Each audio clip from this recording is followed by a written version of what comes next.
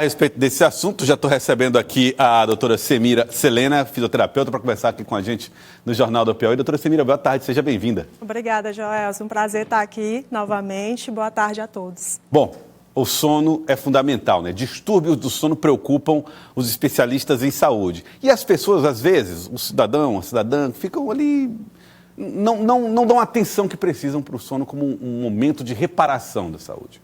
Exatamente, Joelson. E o ronco é um dos principais indícios que pode ter um distúrbio do sono aí associado. Então, é muito importante a população ficar atenta a esses sinais. E o que é o ronco exatamente, doutora? O ronco, Joelson, é justamente aquele ruído que muitas vezes é alertado pelo parceiro, né? Uhum. Trata-se de uma vibração, é uma dificuldade na passagem do ar à noite. Então, já é um alerta e que as pessoas devem sempre procurar uma ajuda profissional, de um especialista de preferência. E é provocado, esse encurtamento da passagem do ar, é provocado geralmente pelo quê? Diversos fatores podem ocasionar o ronco. Um deles é o excesso de peso, a obesidade, né, Joelson? Onde, assim como as demais partes do corpo, a região da faringe, que é por onde passa o ar, essa região também, com excesso de peso, ela pode ficar mais estreita, o que vai dificultar a passagem desse ar, sendo exacerbado durante o sono, que já ocorre um relaxamento da musculatura natural. Agora, então, um dos fatores é o excesso de peso. Mas a pessoa pode ser magra e roncar, não é? Isso é possível? Sim, e aí nós temos que ficar alerta a outros indícios anatômicos, por exemplo. Há pessoas que nascem com um queixo mais retraído, por exemplo, o que também estreita essa passagem do ar à noite durante o sono. Muito bem, vamos então aqui aos... O que você deve saber a respeito do ronco, né? Sobre o ronco, o que você deve saber? A gente elencou aqui 10 coisas, informações importantes para você que está em casa, para que você possa corrigir esse problema com a ajuda do especialista.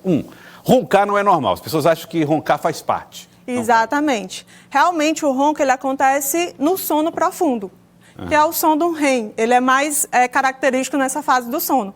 Porém, não é normal, porque, como já foi dito anteriormente, pode ser um alerta para um distúrbio respiratório do sono muito mais grave, como a apneia obstrutiva do sono, por exemplo. Muito bem. Um dos principais gatilhos é o sobrepeso, que a senhora já falou. Como já foi mencionado. Doenças alérgicas e respiratórias contribuem? Sim, porque, por exemplo, a rinite à noite, ela vai fazer com que esse canal fique mais estreito. Durante o relaxamento da musculatura, vai obstruir. E aí faz também com que essas pessoas fiquem com a boca aberta, durmam com a boca aberta à noite. Então, as doenças alérgicas, elas devem ser tratadas porque elas podem resolver a questão do ronco. Se for um ronco, vamos dizer, agudizado, não tem certa frequência, sempre são coisas pontuais. Então, pode ser isso. Pode ser isso. Desvio de septo e amígdalas grandes também provocam ronco. Desvio de septo é no nariz, né? Exatamente. Desvio de septo pode provocar esse estreitamento maior dessa musculatura, assim como amígdalas, que muitas vezes uma intervenção cirúrgica com o médico pode resolver o problema. Isso pode ocasionar o ronco, porque essas amígdalas, elas vão deixar esse canal mais estreito e vai dificultar a passagem do ar.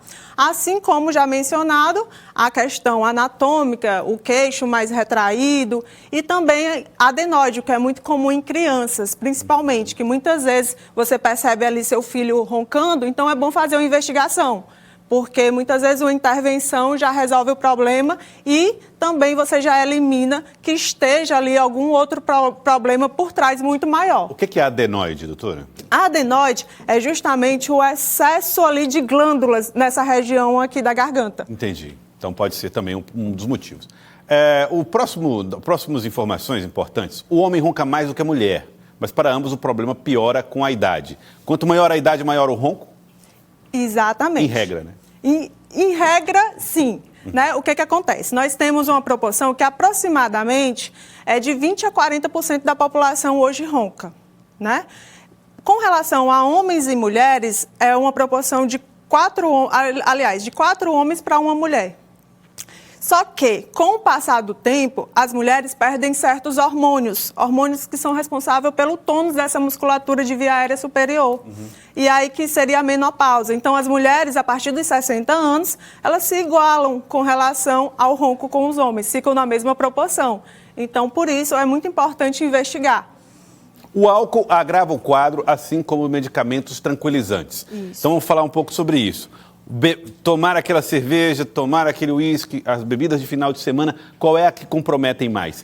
E se esses tranquilizantes pode ser qualquer um desses que foram receitados pelos médicos? Não, não são todos os tranquilizantes. Assim, entra até a sua pergunta anterior. Outras questões, por exemplo, os magros, né, eles roncam, e aí a gente deve observar justamente a frequência.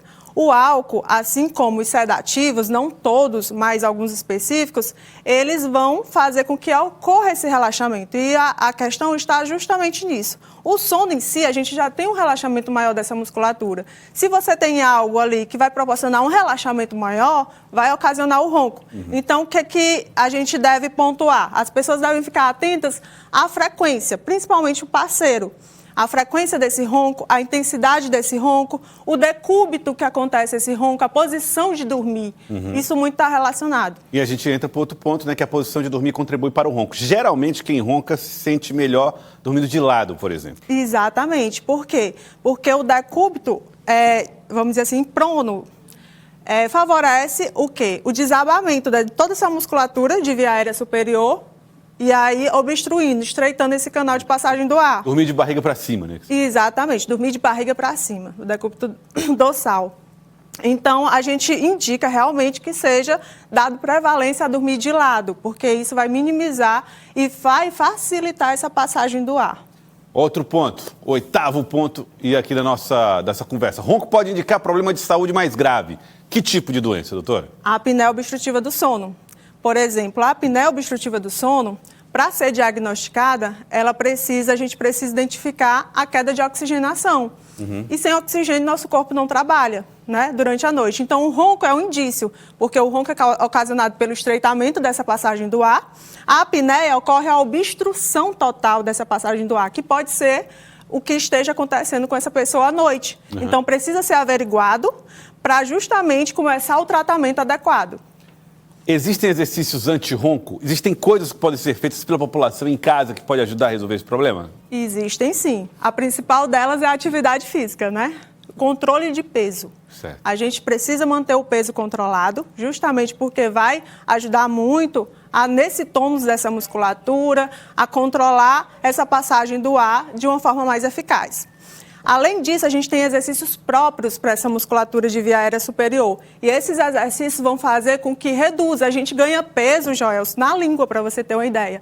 E a língua, à noite, ela pode favorecer essa obstrução. Então, existem exercícios que a gente faz para reduzir o tamanho da língua, por exemplo, e que vai melhorar a questão do ronco.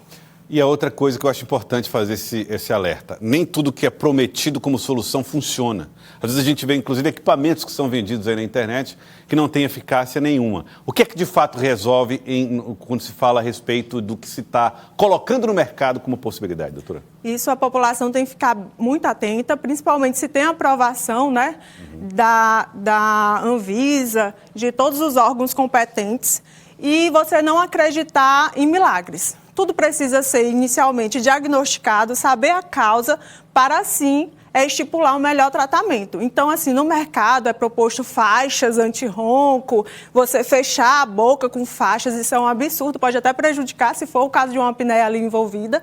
Então, você deve ficar atento, não se precipitar e usar qualquer coisa, porque isso pode piorar a situação. Então, procurar especialista é sempre muito importante, né? Claro, sempre. Doutora, quero agradecer. Muito obrigado pela presença da senhora aqui no Jornal do Piauí de hoje. Eu que agradeço, Joelson. Um prazer estar aqui novamente. Novamente, muito obrigado sempre pela participação aqui com a gente.